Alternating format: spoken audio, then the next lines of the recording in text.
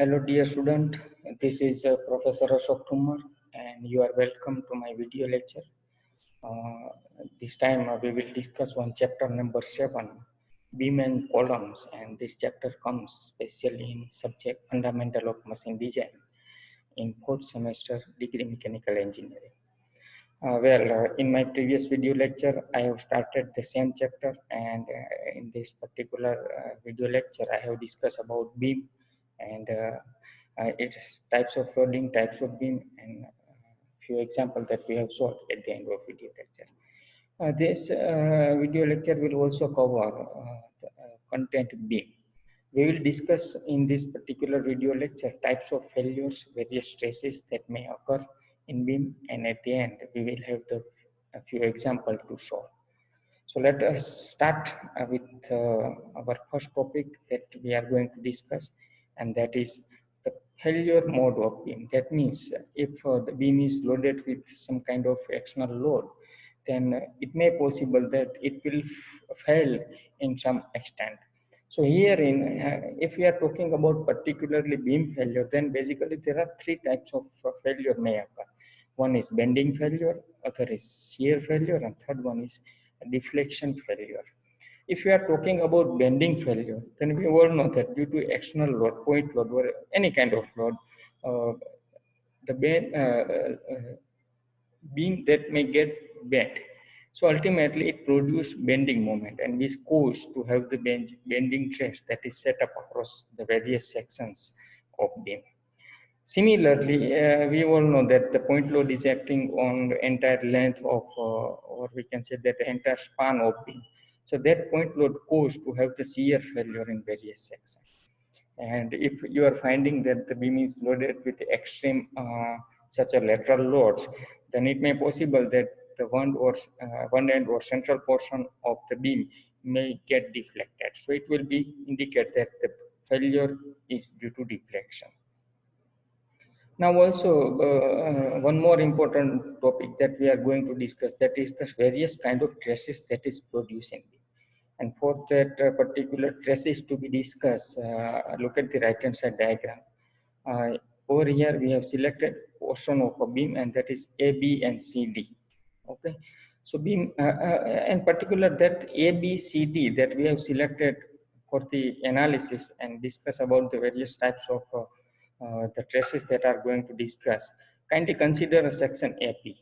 So section AB is subjected with the clockwise moment, whereas similarly section CD is subjected with the anti-clockwise moment. Both of the moment have the same magnitude, but direction is in opposite direction.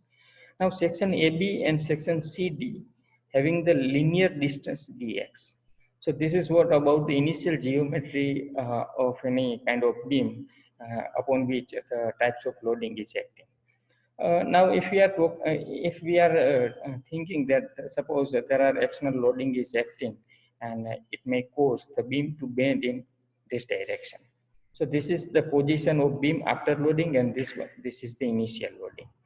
So after bending of that particular section, the fiber, or we can say that the section of beam is curved in A to C dash and B to D dash. That means whatever the fiber initially it was straight, now it will be get deflected or curved. So new curvature, a new length of the fiber or the layer will becomes A to C dash and B to D dash. One more thing that here we should to discuss is that for initially for the analysis purpose, we have selected one layer of fiber, that is PQ, and that PQ is also get deflected and curved with the new length P dash and Q dash. This is what happening whenever any beam is loading with some external loads or the force. Now we all know that the bending equation, that is equal to M upon I is equal to sigma B upon Y, and that is equal to E upon R, where M stands for the bending moment, I is equal to the moment of inertia of section, sigma B stands for the bending stress, and especially Y, that is Y is the distance of any fiber. Like over here we have selected fiber PQ or AB or BD, so that means Y indicates the distance of that particular layer with respect to neutral axis of that particular beam that we have selected for the analysis. E stand for the Young modulus of beam material, and R is the radius of curvature. This radius of curvature you may easily find from the below diagram. That means this is the radius of curvature. It is the distance between apex and the central line. That means the centroidal axis. If you are calculating this vertical distance, then that will be the radius of curvature. So from this bending relation, one can have easily finding out the bending stress that is produced in particular beam. So sigma b becomes m into y upon I, and by from this equation you can easily conclude that if the y is increased, that means the distance between selected layers and neutral axis if increases, ultimately sigma b will increases. So in similar way, if you are going to calculate the maximum amount of bending stress that is produced in particular beam section, then sigma b max becomes m into y max upon I. Or in short, over here the terms or the ratio, we can say that I, that is moment of inertia, and y, that is the distance of fiber. So I upon y becomes section modulus z. So this is what about the bending stress, that is the now the section modulus that is equal to z is equal to I upon y depends on the types of cross section of beam. That means as we know that the moment of inertia is differ from types of section. So definitely section modulus also vary as per the whatever the section of beam have. For example, if you are taking the rectangular section, then your moment of inertia will become BD cube divided by 12. And if you are dividing with that particular I with Y and solving the entire equation, ultimately you will have the section modulus is equal to ZXX is equal to BD square upon 6. Similarly, if you are taking the hollow rectangular section and by solving that particular equation, you will have the Z, that means that the section modulus is equal to 1 upon 6D BD cube minus B1 D1 cube. Over here, B1 is the internal width, whereas small b that stands for the external width.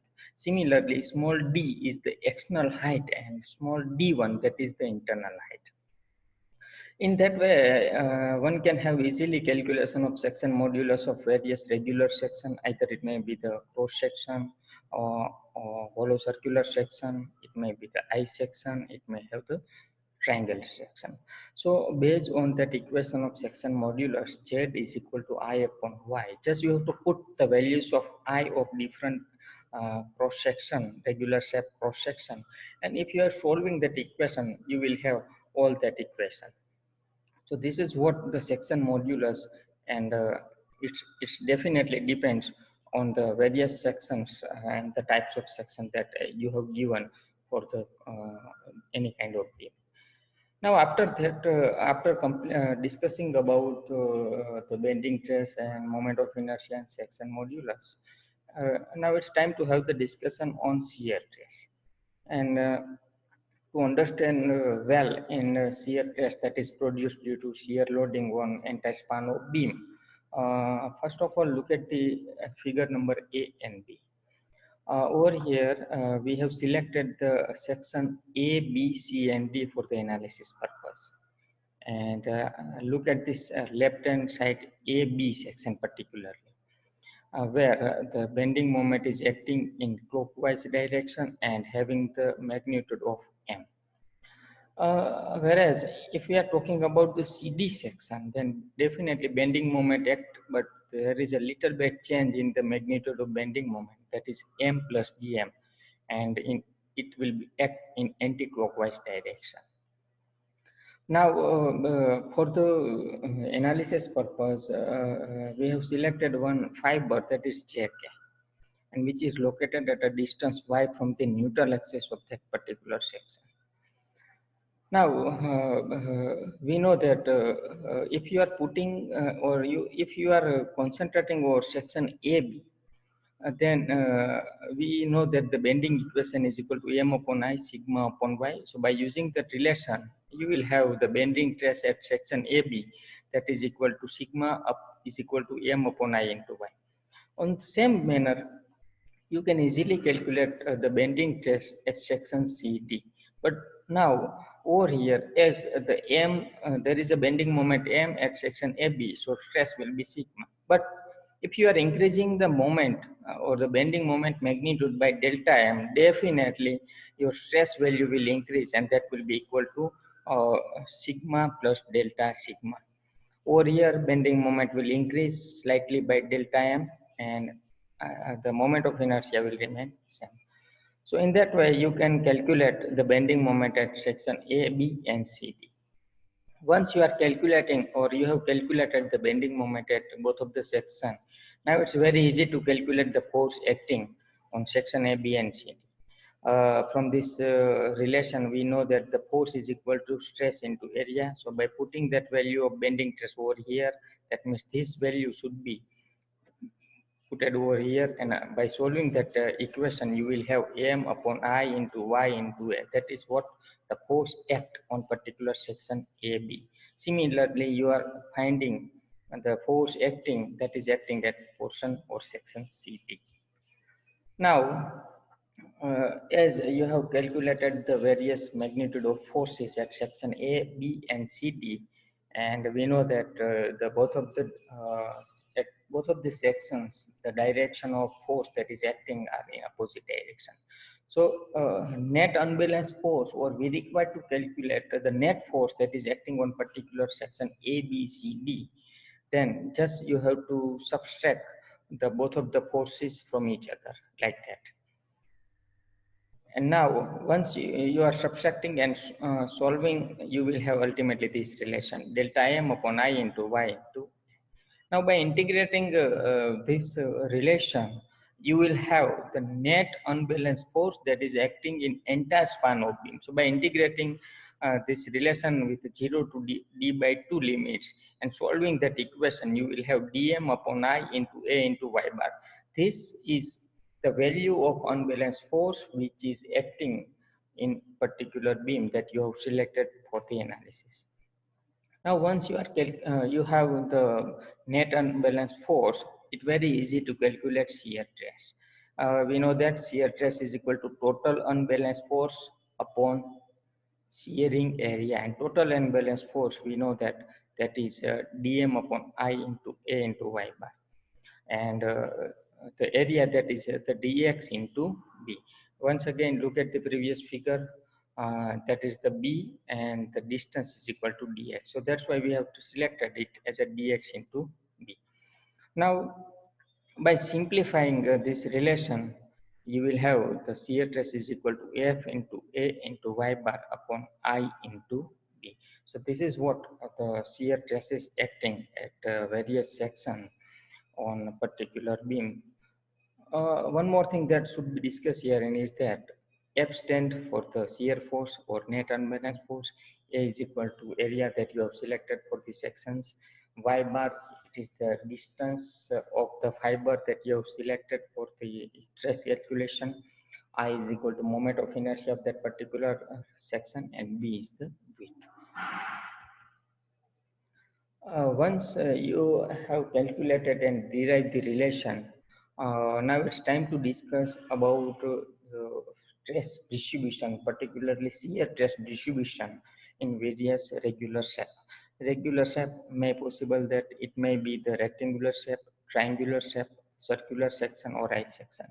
So from the triangular section, if you are using the relation tau is equal to F into AY bar upon IB, and putting that value in particular that relation, you will have the different value like that, and by plotting that all that value, you will have the circular profile of shear stress distribution. So we can say that if you have the rectangular cross section of beam, then beam behave, or the shear stress distribution in particular cross section of beam is in circular manner. One more thing that should be discussed here is that at the central part, there is a maximum stress. How will you calculate the maximum stress? It's very easy. Look at this equation, tau max is equal to F A y bar upon IB. So over here, just you have to put the values of y bar, A, I, and B. By solving that, you will have the relation like that. So ultimately, in case of particular rectangular section, maximum stress is always equal to one half or 1.5 times, sorry, not one half, but 1.5 times the average stress. Average stress, we know that that is equal to F into a Y bar upon IB. So ultimately, we can say that suppose this is the average stress, then the value of that maximum stress is more than that of the average stress, and that is nearly equal to 1.5 to that particular average stress.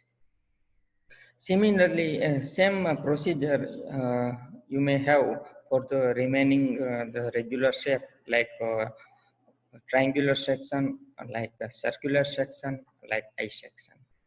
Relation in case of triangular section between maximum shear stress and average shear stress is similar as that of the rectangular section. Look at the diagram. There is a one triangle having height h and width b, and particularly if you are looking the profile of shear stress distribution, it is very similar to as that of the rectangular section. You have to just follow the same methodology as we have discussed in case of rectangular section. Put the values of A and Y bar, also I, that is moment of inertia, at B, and by solving that you will have this relation. If we are talking about the circular cross section, that means this section, there is a little bit difference between the relation of maximum shear stress and the average shear stress. And relation is like maximum shear stress in case of circular section is always equal to 1.33 times the average shear stress which is produced in circular stresses. Circular section. Suppose there is a one beam having the circular section, and average stress is, for example, 100 megapascal. So maximum stress will be 133. That means 133 megapascal will be produced, and that will be act directly to the center of centroidal axis, or we can say that the neutral axis.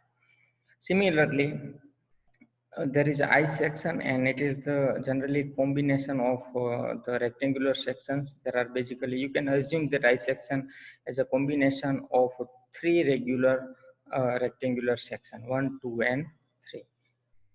And if you are looking carefully, then profile of rectangular is like that, and like that. And just you have to follow the same procedure as we have follow in case of rectangular, triangular, and circular for the calculation of average shear stress.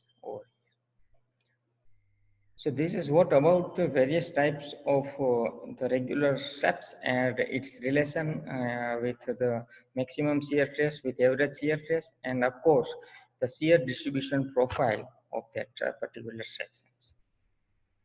Now, after discussing of the failure mode and the types of stresses and the bending and shear stress distribution section modulus, let's have the few examples to solve.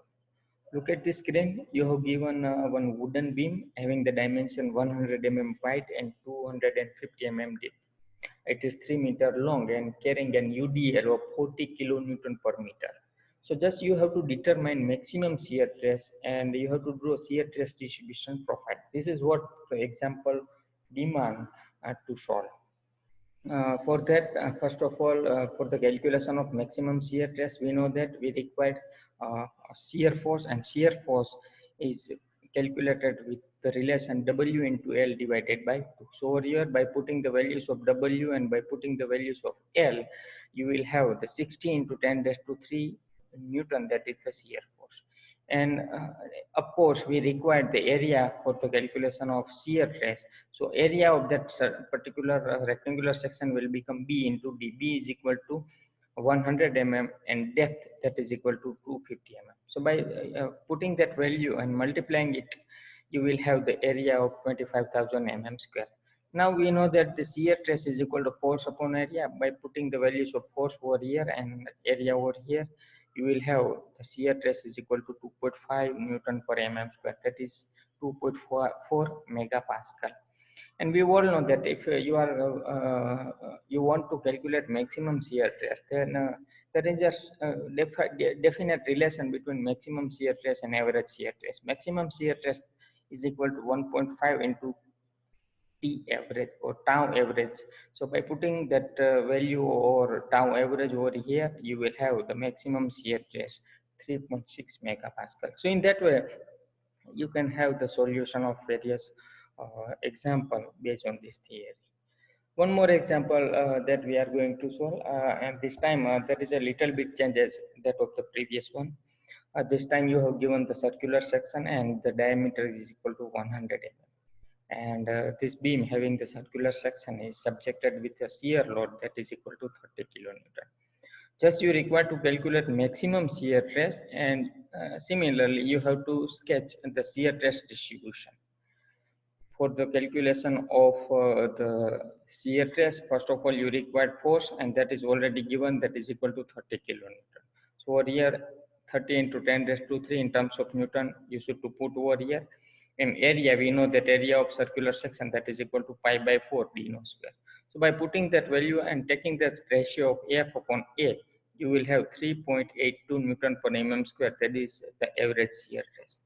And once again, as what we have seen in previous slide, the relation between maximum shear stress and average shear stress, particularly for the circular cross section, that is maximum shear stress is equal to 1.33 into tau average. By putting that value of tau average that we have already calculated, you will have 5.08 megapascal. So this is how you can easily calculate the maximum and average shear stress distribution for any kind of regular shape that you have given. Dear student, this video lecture, we have discussed very much important theories like the failure of beam, various types of threads that are subjected with the particular beam. We have also discussed about the section modulus. We have also discussed about the shear stress distribution for various regular shape. And at the end, we have solved two examples based on that the theories that we have learned. I hope you are getting what you required from this chapter. If you are still have any little bit difficulty, without hesitation, let me inform. We will have the solution. And kindly stay tuned up for the more such video on specific topics and subtopics on this particular subject, fundamental of machine design. Thank you. Thank you very much.